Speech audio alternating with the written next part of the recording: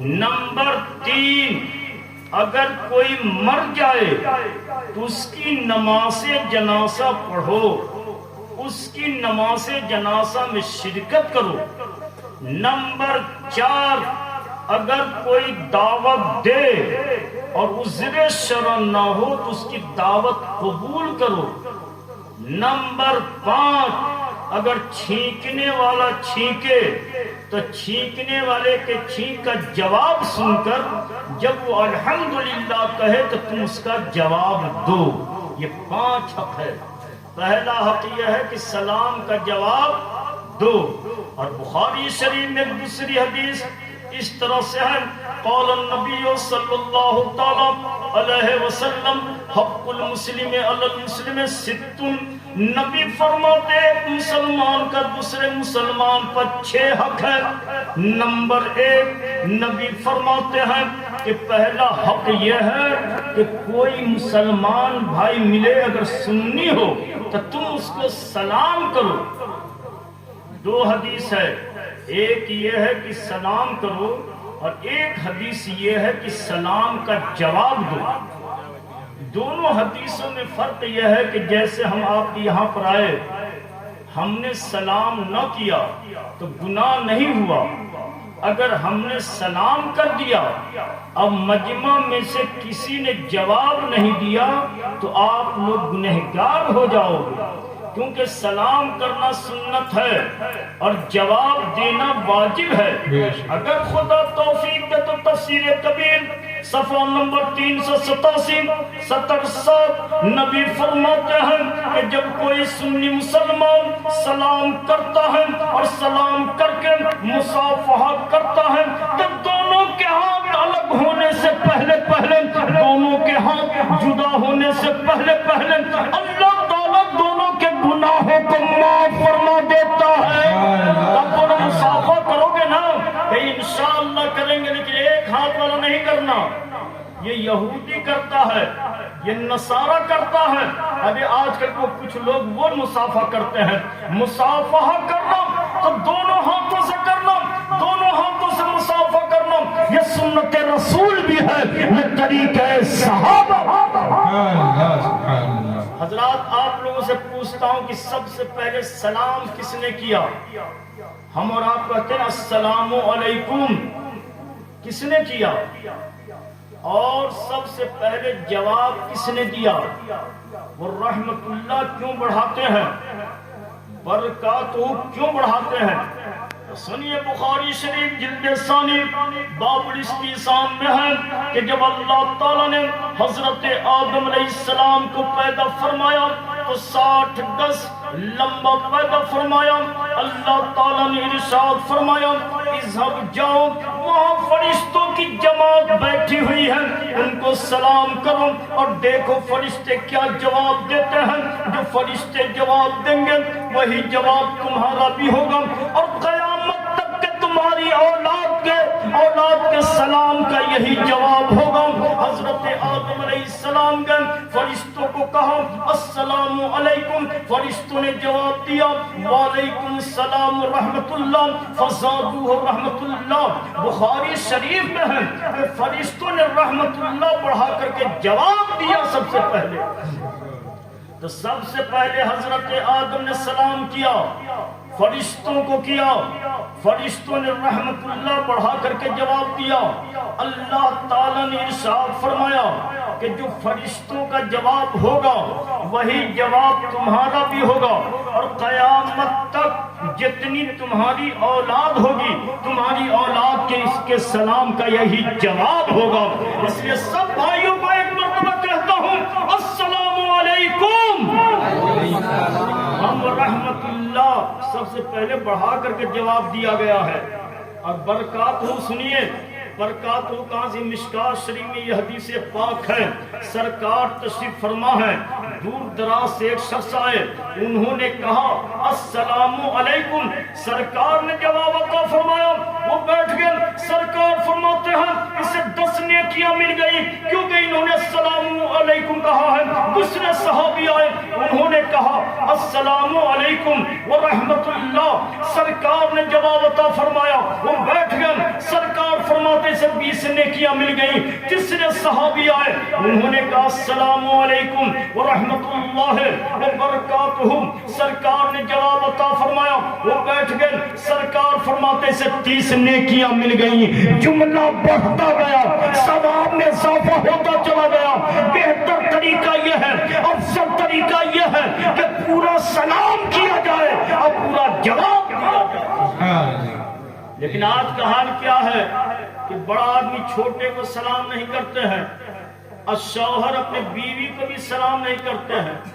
बहुत कम इल्ला माशाल्लाह कुछ ही लोग करते हैं अपने शौहर अपनी बीवी को। बाप अपनी बेटी को सलाम नहीं करते हैं, बाप अपने बेटा को सलाम नहीं करते हैं।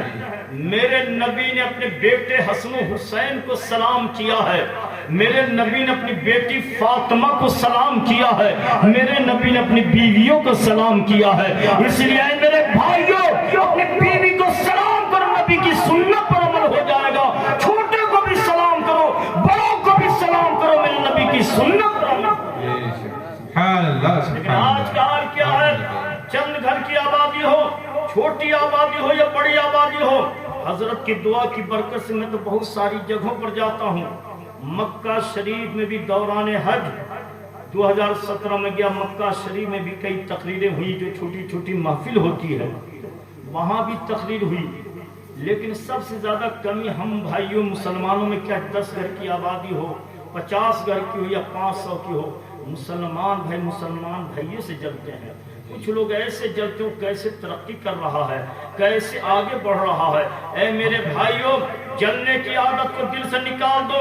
मोमिन का सीना इसलिए नहीं है उनके सीना में कीना हो, मोमिन का सीना इसलिए उसका सीना इसके रसूल का मदीना बना रहे, उसका सीना रसूल की मोहब्बत का गंजीना बना रहे। वाक़या इमाम हसन और हुसैन का सुनाता हूँ। हजरत इमाम हसन और हुसैन है, एक मर्तबा दोनों भाइयों में हो गए इख्तिलाफ। जब इख्तिलाफ हो गया तो सहाबे किराम गए इमाम हुसैन की खिदमत में। हुसैन से कहा कि आप छोटे हैं ना, भैया को सलाम कीजिए, आपस में मिल लीजिए, ये लफड़ा कैसा। इमाम हुसैन फरमाते सहाबियों, सच है कि मैं छोटा हूँ और हसन मुझसे 1 साल के बड़े हैं, मगर मैंने नाना जान का इरशाद गिरामी सुना है, जब 2 भाइयों में दुनिया में इख्तिलाफ हो जाए तो जो पहले सलाम के लिए कदम बढ़ाएगा, जब कयामत का दिन आएगा तो पहले जन्नत में वही जाएगा। तो मैं ये नहीं चाहता कि मैं छोटा भाई पहले जन्नत में जाऊं, मेरा बड़ा भाई बाद में जन्नत में जाए। जो इतना कहना था, इमाम हसन दौड़े हुए आते हैं और छोटे भाई को, हुसैन को सलाम करते हैं, छोटे भाई को सीने से लगा लेते हैं। इसलिए हमारे सुन्नी भाइयों, ये न देखो छोटा कौन है, ये न देखो बड़ा कौन है, बल्कि ये देखो कि फरमाने नबी क्या है। कौन मोहम्मद कौन खुदा, फरमान में बदला जाएगा, बदले का ज़माना लाख मगर कुरान में बदला जाएगा। ये रबीउन नूर शरीफ का महीना है, पूरी दुनिया में रसूल के दीवाने आपकी आमद का जश्न मना रहे हैं। निसार तेरी चहल पहल पर हजारों ईद रबीउल अव्वल सिवाय इब्लीस के जहां में सभी तो खुशियां मना रहे हैं। हजरात, माह रबीउल नूर शरीफ का चांद निकलने के बाद जो झंडे लगाते हैं, झंडे कुछ भी करो तो कहते उसका सबूत कहाँ है, इसका सबूत कहाँ है, पढ़ते नहीं तो हम क्या करें। हजरात सुनो, हवाला नोट करो। कुछ लोग इतराज करते हैं कि रबीउल नूर शरीफ के महीने में झंडे का सबूत जो लगाते, सबूत कहाँ है। माह रबीउल अव्वल में झंडे लगाना ये फरिश्तों की सुन्नत और सहाबे किराम रिज़वानुल्लाह ताला अलैहिम अजमईन का तरीका है। जैसा कि ज़रक़ानी जिल्दे अव्वल सफ़ा नंबर 1 से 11, 112 खसाइसुल कुबरा जिल्दे अव्वल सफ़ा नंबर 48 पर है। रईतुल जमात कद नसल मिनस समाए माहुम सलासतु आलामिन बीसिन फरकसु अलमन अला सहरिल काबा वालमन अला सद्दारी वालमन बैतुल मक़दिस। हज़रत आमना रज़ियल्लाहु तआला अन्हा फरमा فرماتی ہیں کہ میں نے ولادت رسول پاک صلی اللہ علیہ وسلم کی رات ایک جماعت دیکھی جو آسمان سے اتری تھی. ان کے پاس 3 سفید جھنڈے تھے. ایک جھنڈا انہوں نے خانے کعبہ پر نصب کیا, دوسرا بیت المقدس پر, اور تیسرا میرے مکان کی چھت پر نصب کیا. اور مدارج النبوت جلد 2 صفحہ نمبر 65 پر ہے حضرت بریدہ اسلامی رضی اللہ تعالیٰ عنہ نے اپنا امامہ شریف اتار کر کے اپنے نیزے پر باندھ لیا اور حضور کے آگے آگے چلتے رہے. اس جلوس میں نعت رسول صلی اللہ علیہ وسلم پڑھی جا رہی تھی. اس جلوس میں حضرت صدیق اکبر رضی اللہ تعالیٰ عنہ, بہت سے اصحاب رسول شریک تھے. یہ واقعہ اس وقت کا ہے کہ جب رسول اقدس صلی اللہ تعالیٰ علیہ وسلم مدینہ میں ربیع الاول کے ماہ مبارک میں داخل ہونے والے تھے.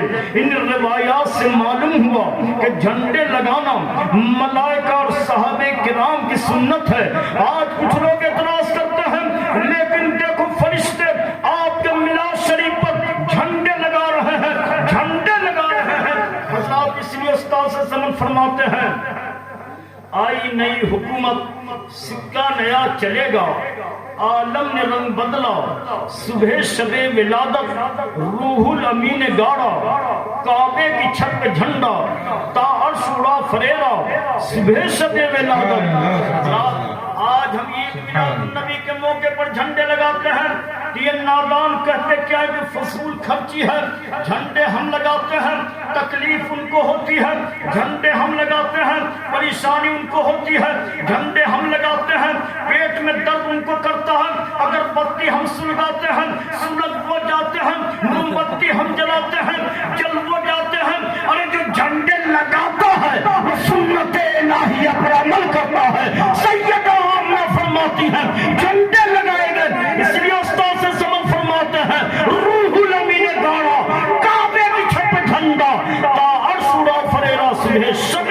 نعرہ تکبیر, نعرہ رسالت, جشن عید میلاد النبی, نعرہ تکبیر, نعرہ رسالت. حضرات ثبوت تو سفید جھنڈے کا ملتا ہے کہ سفید جھنڈے لگائے. آج ہم ہرے جھنڈے کیوں لگا رہے ہیں؟ تو پہلے یہ سنیے کہ وہاں فرشتوں نے سفید جھنڈے کیوں لگائے. اس لیے کہ عرب میں عین خون ریسی لڑائی اور تباہ کن جنگ کے دوران اگر سفید جھنڈا کھڑا کر دیا جاتا تو جنگ فوراً بند کر دی جاتی تھی. گویا کہ سفید جھنڈے امن و سلامتی کی علامت اور جنگ بندی کا سبب ہوتے تھے. امام الانبیاء صلی اللہ علیہ وسلم کی ولادت باسعادت پر سفید جھنڈے لہرا کر دنیا کے بڑے بڑے مغرور و متکبر انسانوں, خوفناک جنگ لڑنے والے بہادروں, تباہ کن لڑائی میں ہزاروں انسانوں کو اپنے ظلم و ستم کا نشانہ بنانے والے سرماؤں کو بتا دیا گیا اب ظلم و ستم کے دروازے بند ہو گئے ہیں, جبر و تشدد کے راستے مسدود کر دیے گئے ہیں. اب اسلام کے مقدس اور مضبوط قلعے پر امن و سلامتی کا پرچم لہراتا رہے گا, امن و سلامتی کا پرچم جگمگاتا رہے گا. اس لیے استاد سے سمجھ فرماتے ہیں روح الامین گاڑا,